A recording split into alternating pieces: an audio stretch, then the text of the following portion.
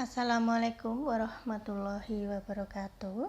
Sugeng pepanggihan wonten ing pasinaon basa Jawi kaliyan kula Ibu Tri Purwanti. Wonten ing kalodhangan punika kula badhe ngandharaken materi bab Serat Wedhatama Pupuh Gambuh. Materi punika dipun sinaoni wonten ing kelas 11 semester ganep. Sumangga dipun semak sesarengan. Serat Wedhatama punika anggitanipun Kanjeng Gusti Pangeran Adipati Arya Mangkunagara sekawan.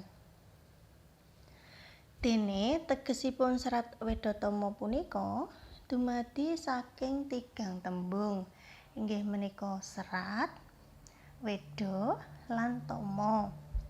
Serat punika tegesipun tulisan, weda punika piwulang utawa ajaran, tama punika utama utawa becik. Dados Serat Wedhatama punika ateges karya sastra utawa tulisan kang isine piwulang utawa ajaran kang utama utawa becik tumrap manungsa.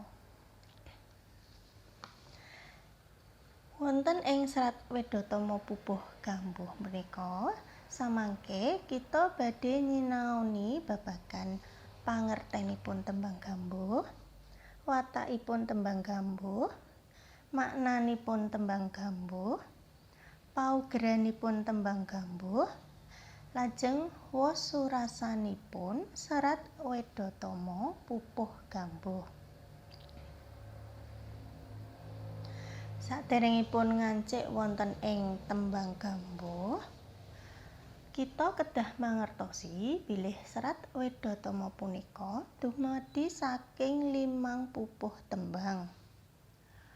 Pupuh kapisan menika pangkur dumadi saking 51 pada, pupuh kalih sinom dumadi saking 18 pada, pupuh 3 pucung dumadi saking gangsal welas pada, pupuh sekawan gambuh dumadi saking 3 dasa gangsal pada, pupuh gangsal kinanthi dumadi saking 18 pada.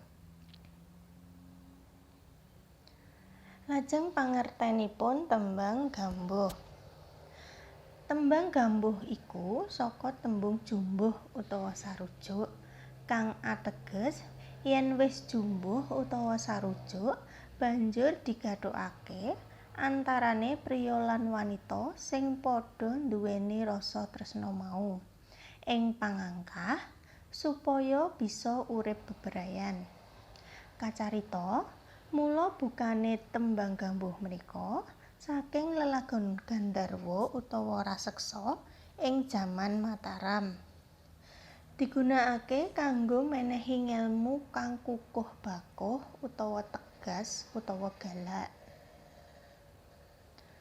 Salajengipun watakipun tembang gambuh.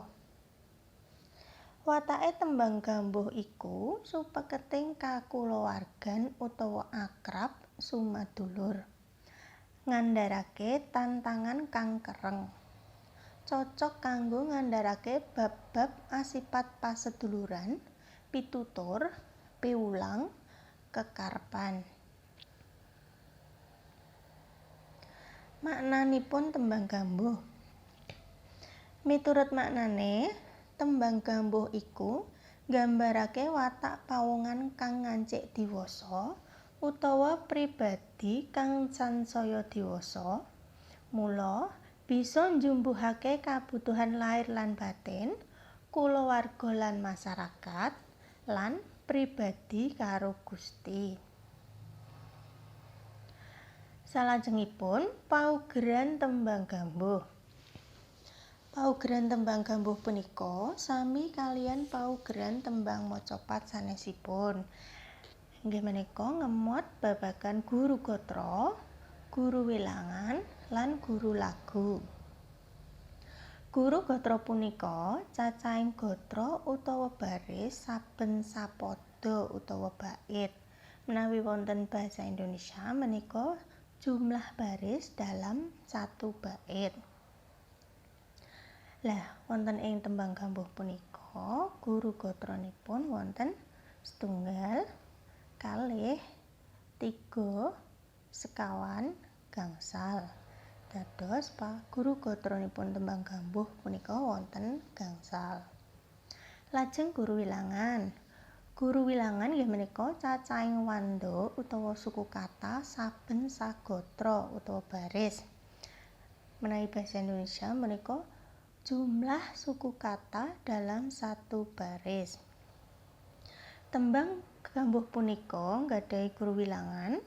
Gatra kapisan menika 7, gatra kalih 10, gatra 3 kalih 11, gatra sekawan 8, gatra gangsal 8. Dados guru wilanganipun tembang gambuh menika wonten 7, 10, kalih 11, 8, 8. Lajeng guru lagu. Guru lagu menika inggih tibaning swara ing pungkasaning gatra utawa dongding. Guru lagunipun tembang gambuh menika gatra kapisan menika U, gatra kalih U, gatra 3 I, gatra sekawan U, gatra gangsal O.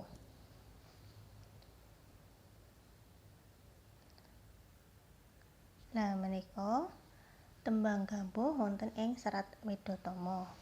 Samangke kula badhe nembangaken Sekar Maca Pat Gambuh laras pelog pathet 6 cakepan Serat Wedhatama pada setunggal lan kalih.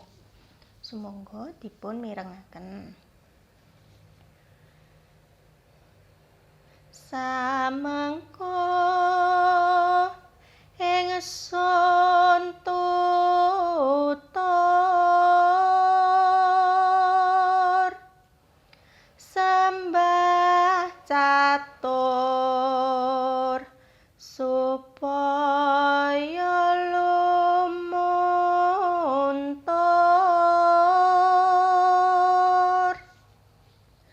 dihen raga cipta jiwa rasa kaki ing kono lamun tinemu tandha nugrahaning manon sembah raga puniku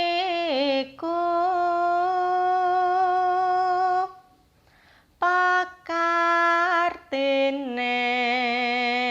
wong amagang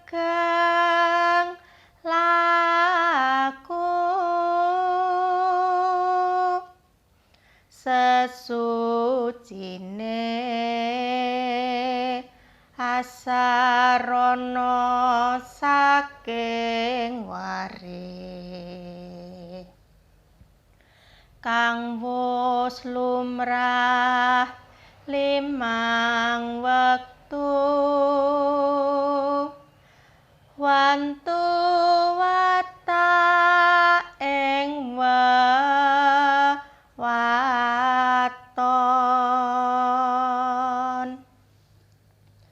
Menika kala wau tuladhanipun tembang gambuh laras pelog pathet 6 cakepan Serat Wedhatama pada setunggal lan kalih.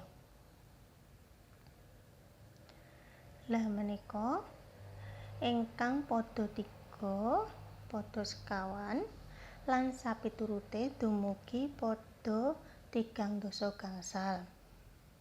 Samangke para siswa saged gladhen piyambak-piyambak wonten ing omah ngagem cakepan Serat Wedhatama punika. Salajengipun Wos surasane tembang gambuh Serat Wedhatama. Serat Wedhatama pupuh gambuh punika ngajarake yen agama minangka cagaking urip. Ngajarake manembah mring Gusti kang kondhang sembah catur, yaiku sembah raga, cipta, jiwa lan rasa. Sembah raga yaiku manembah mring Gusti kang kawitan, yaiku kudu bisa nindakake prentah-prentahing agama kanthi kasatmata. Pakulinan nindakake samubarang tindak ing ngalam bebrayan iki kang sesambungan karo bebrayan agung. Lajeng sembah cipta utawa kalbu, yaiku kanthi ngendhaleni hawa nepsu. Yen bisa nindakake kanthi temen, bakal rumangsa ayem ing sajroning batin. Ing babagan iki syarate yaiku sabar, wening lan eling ing saben tindak.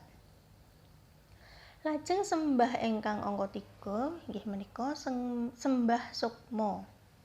Sembah sukma yaiku ngresiki batin kanthi waspada lan eling.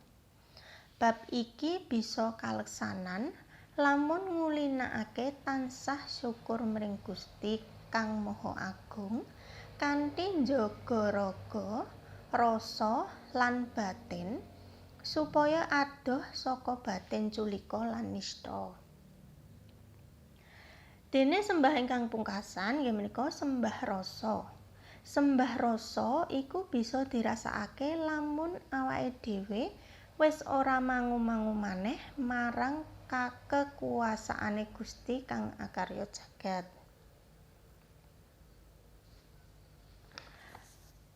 Punika kala wau andharan kula ngenani Serat Wedhatama pupuh gambuh. Para siswa, senajan tetep ana ing omah, nanging kudu tansah sregep sinau. Lan ampun kesupen tetep nerapake 3M, yaiku memakai masker utawa ngagem masker, mencuci tangan pakai sabun utawa wijik ngagem sabun, lajeng menjaga jarak utawa njagi jarak. Matur nuwun. Wassalamualaikum warahmatullahi wabarakatuh.